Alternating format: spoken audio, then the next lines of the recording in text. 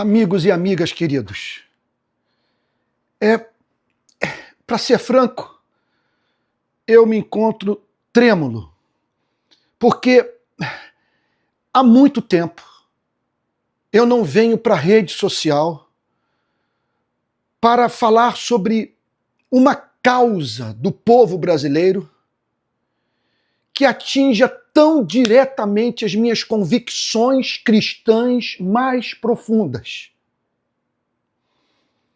Eu acabei de ler o texto da proposta de emenda à Constituição da deputada Érica Hilton, que propõe a redução da jornada de trabalho da classe trabalhadora brasileira. Só um coração de pedra para ignorar essa demanda do direito e da justiça. Porque nós estamos falando de milhões e milhões de homens e mulheres que não têm tempo para a natureza, para cuidarem de si mesmos, para se desenvolverem intelectualmente, para se relacionarem com seus entes queridos, com seus amigos. Olha, são pessoas que não têm tempo para oração, não têm tempo para o sexo, não têm tempo para a literatura, não têm tempo para nada.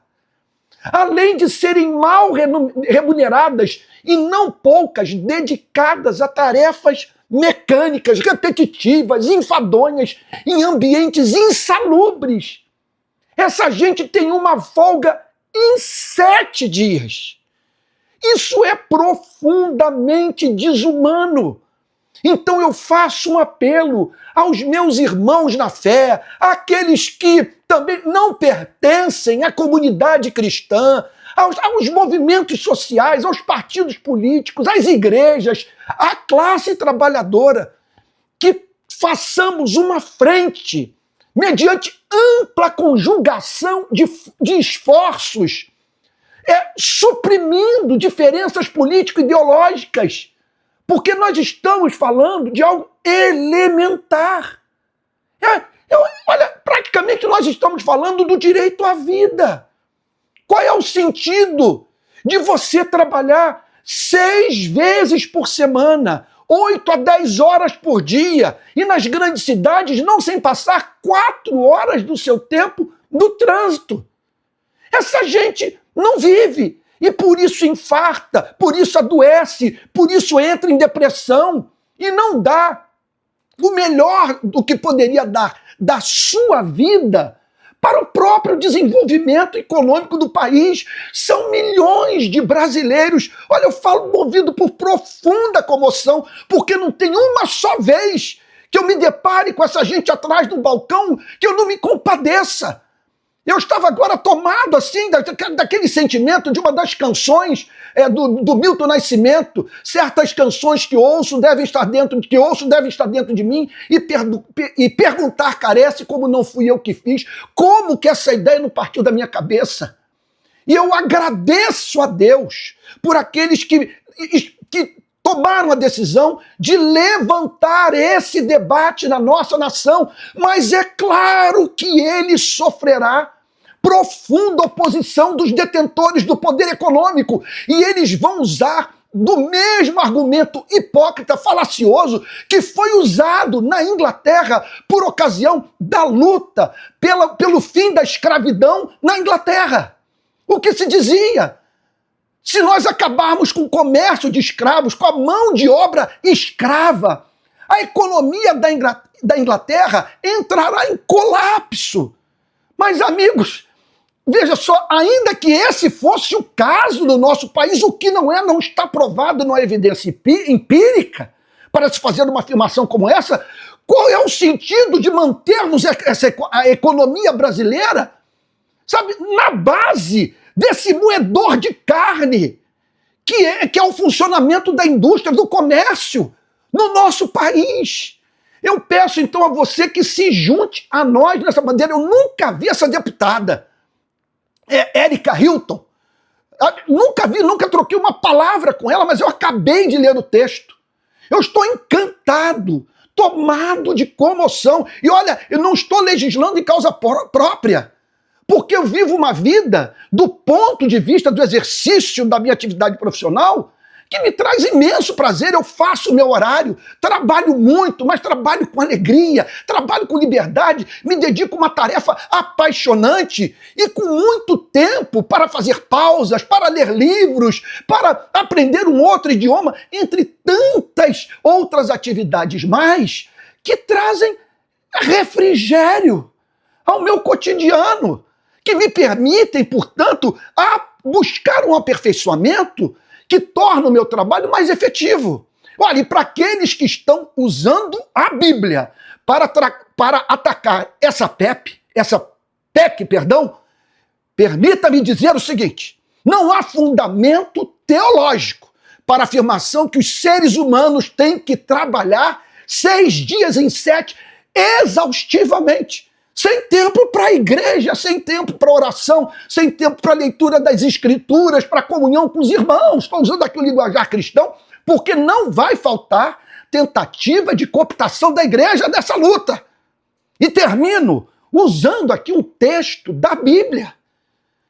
Peço que você considere as palavras de Faraó, quando tomou consciência do plano de Moisés de libertar o povo de Israel da escravidão do Egito. Olha o que o livro de Êxodo, no capítulo 5, a partir do verso 7, declara: daqui em diante não forneçam mais palha ao povo para fazer tijolos, como antes, que eles mesmos ajuntem para si palha, mas exijam deles a mesma quantidade de tijolos que antes faziam. Não diminuam a cota. Eles estão desocupados e por isso gritam: vamos e sacrifiquemos ao nosso Deus. A gente já ouviu falar que mente desocupada é oficina de Satanás, e o que falar de uma mente extenuada?